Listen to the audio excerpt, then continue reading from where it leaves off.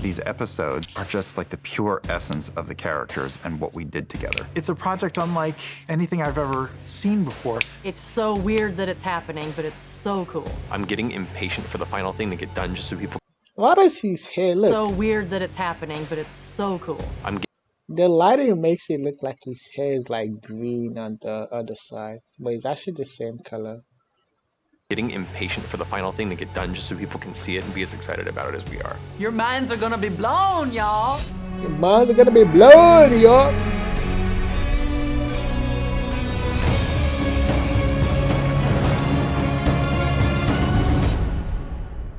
I feel like not enough people know about this show, man.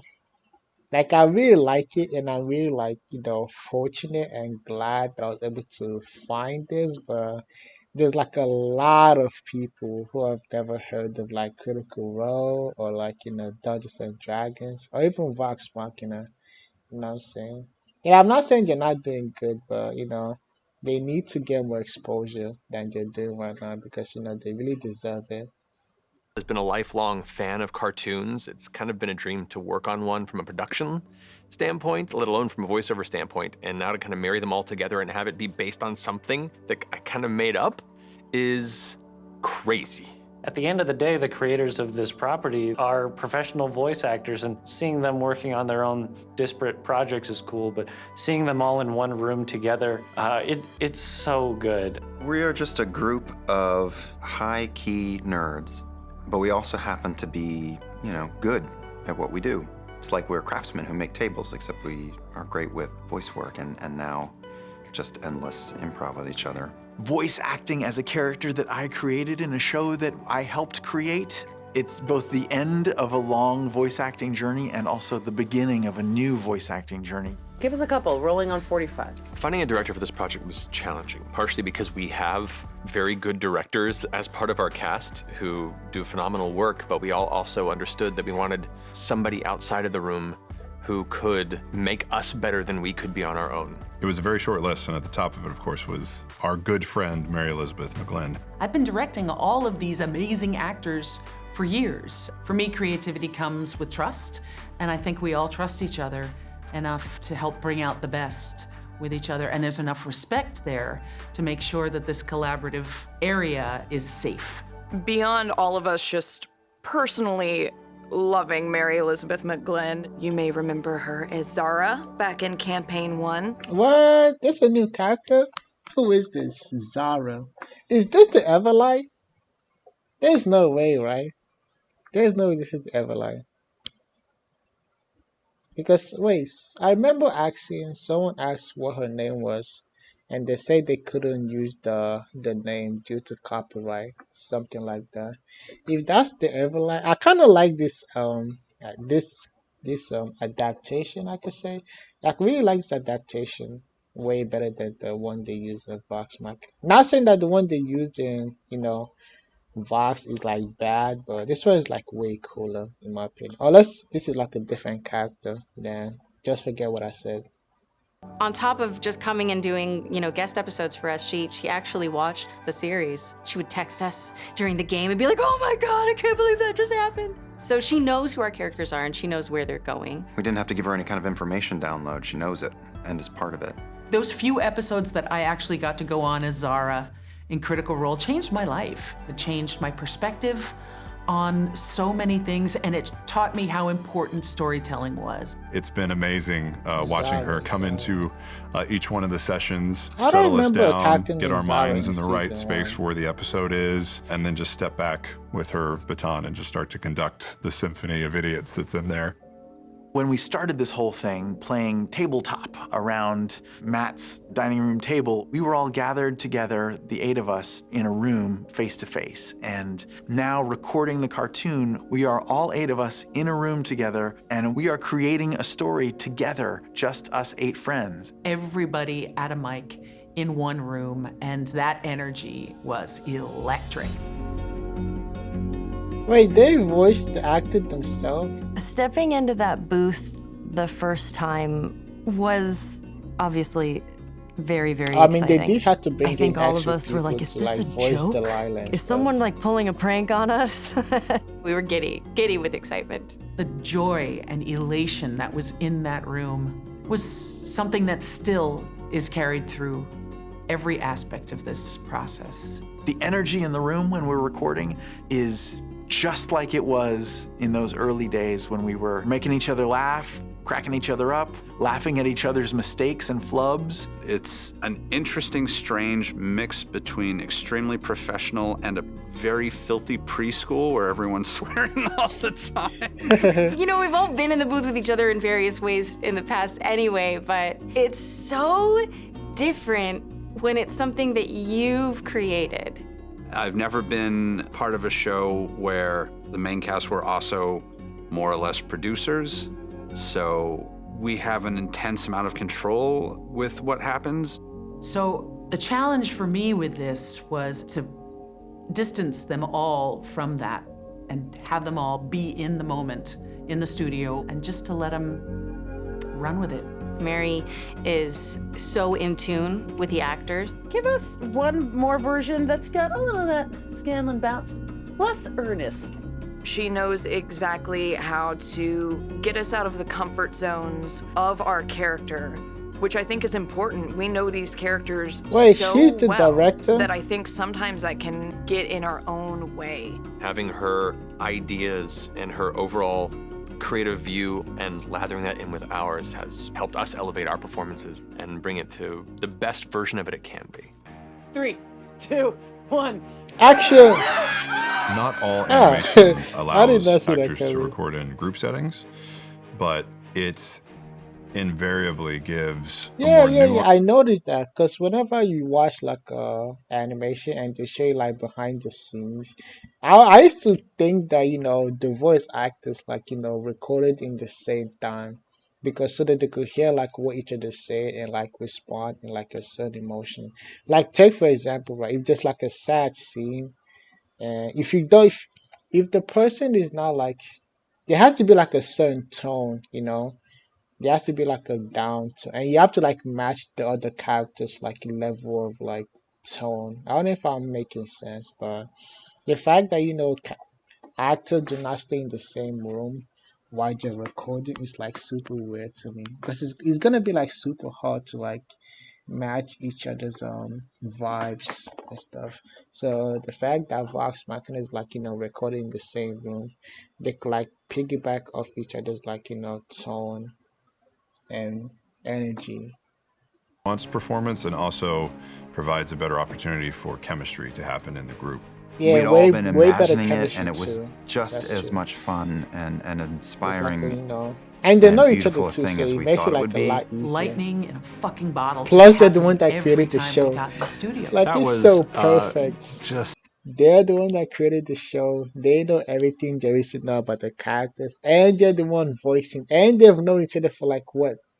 I would say at least 5 years.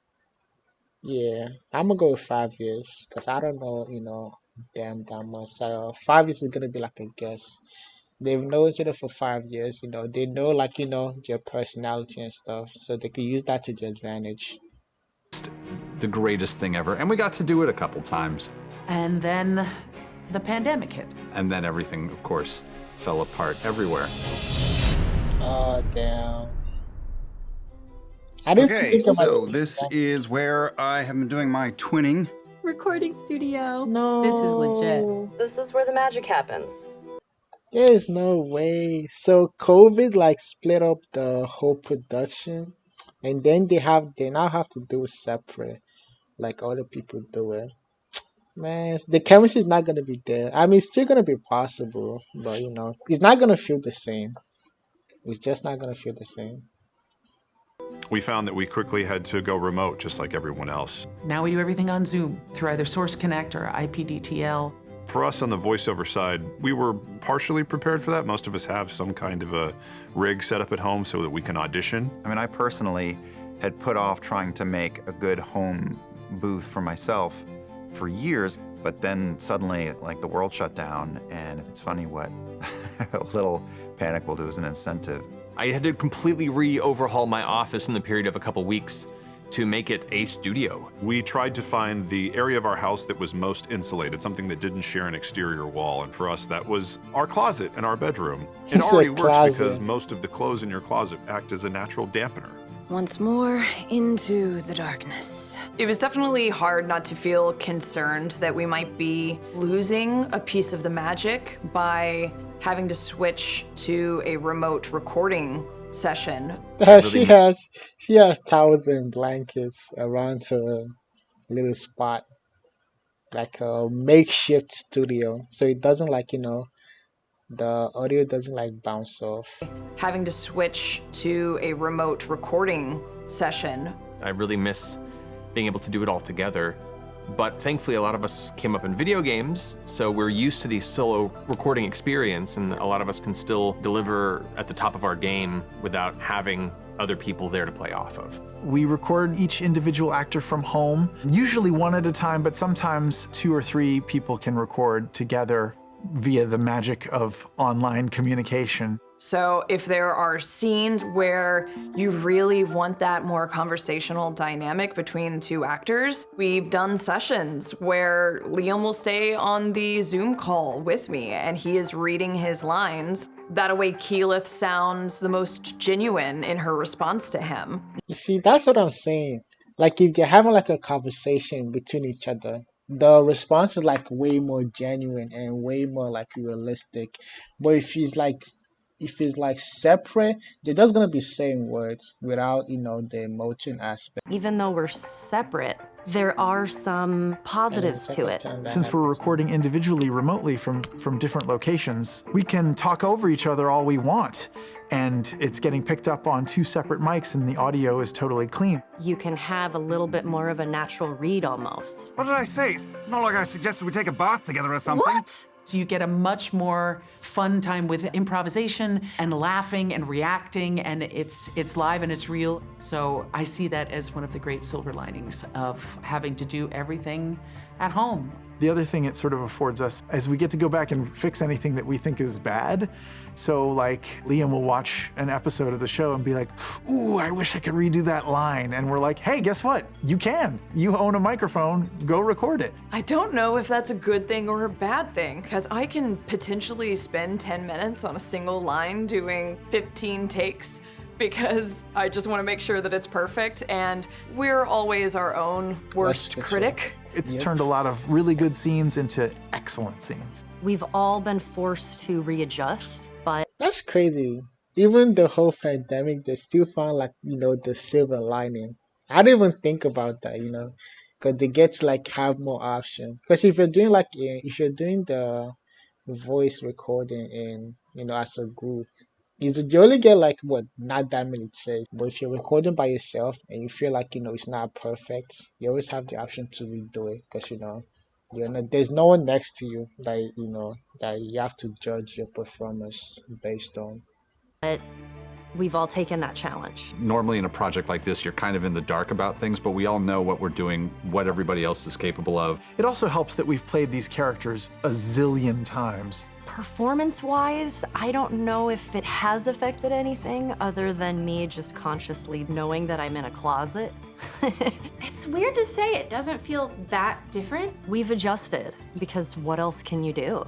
Thankfully, we do still have table reads, so we still get to read it together before we record. I kind of miss being able to go and engage with the development teams and the artists in person and kind of have that around the table, designer meetings throughout the week, and it's all just Zoom screens now.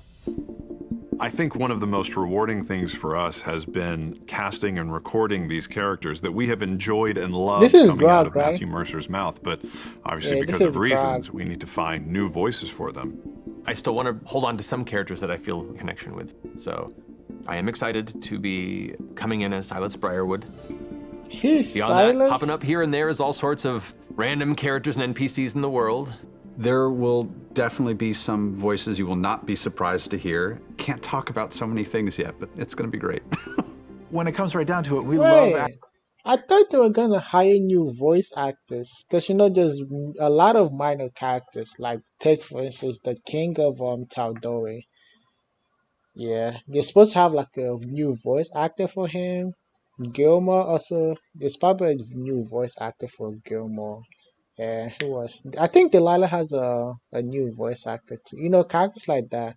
It would be really nice if they get like a new voice actor. Unless we have like someone that's really good with like doing multiple voice. But they never said anything about that during the whole video, except Matthew is probably doing Percy. I think Matthew is doing Percy and Silas. I don't know who Matthew is doing, but I know he's doing Silas. I'm probably gonna guess Percy's his main character. Acting with our voices, whether it's in radio commercials or video games or our own animated series. So you can bet that we put our heart and soul into every recording of every line. It's crazy that we've got to make this amazing show that I cannot wait for people to see in little pods all by ourselves. It's still coming together just much more slowly, and it still sounds so good. Look, every project has love behind it, and I know that you can feel it, but there's something special about this. There's something special about this group. The epic level of this show, I think, is going to blow people away. It was what we were hoping for, and then we quickly realized that even we had to raise our level of expectation because we can. We want this to be a love letter to all the people that supported us through all this time and made all of this possible. Hey, I'm a new fan. So I'm as much of a fan as new you fans guys need are. love so too. I think you're just gonna love it. I can't wait for people to see it. It's so cool. Everything that's being brought to the table performance-wise is going to level people. There have been challenges, but I think we've all kind of risen to the task of making sure that it didn't prevent us from making this the best show we could make it. I know it's been a long wait for the fans. Trust me, it's worth it. It's worth it. Yes, sir. How long was this? 12 minutes. Coming soon to Amazon Prime Video.